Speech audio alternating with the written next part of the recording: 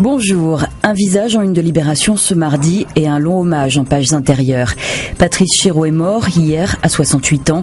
Le journal l'évoque comme un compagnon de route qui a traversé les arts vivants tandis que le quotidien traversait les actualités. Libé se souvient du metteur en scène, de celui qui donnait de la force au contenant, le décor, et de l'engagement physique qu'il tirait des artistes sur scène. Souvenir aussi d'une interview fleuve il y a tout juste 10 ans et d'un cinéaste qui chercha et trouva son fil dans le 7e art à bord d'un train à destination de Limoges. D'autres hommages à lire dans la presse ce mardi, mais aussi décidément beaucoup de politique. Le petit canton de Brignoles, dans le Var, questionne quand il vote FN et sème la panique à gauche, à en croire le Figaro.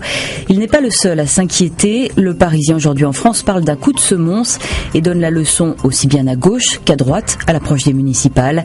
Le journal estime qu'il y aura en France 50 points chauds dans ces élections. Et ce visage en embuscade, Nicolas Sarkozy, tout sourire dans la presse. Il savoure son jour de non-lieu. L'ancien président est lavé de tout soupçon dans l'affaire Bettencourt. Il n'aurait toutefois pas, nous explique-t-on, l'intention d'accélérer son agenda politique.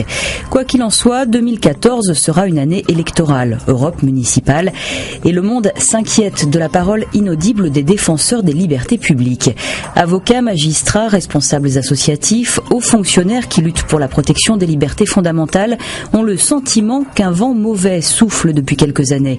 Rome, prison, espionnage sur Internet, droit des étrangers, seul le discours sécuritaire sur ces questions est entendu et écouté.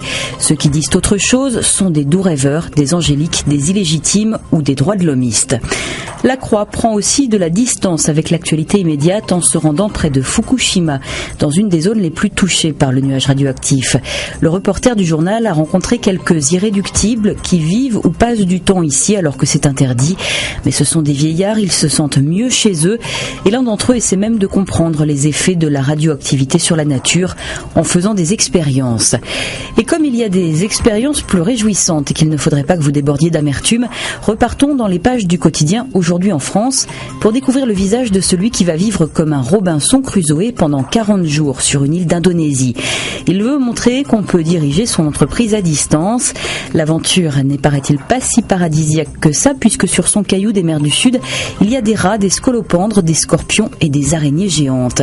Et cet homme s'appelle Gauthier Tout-le-Monde. Bonne lecture et à demain.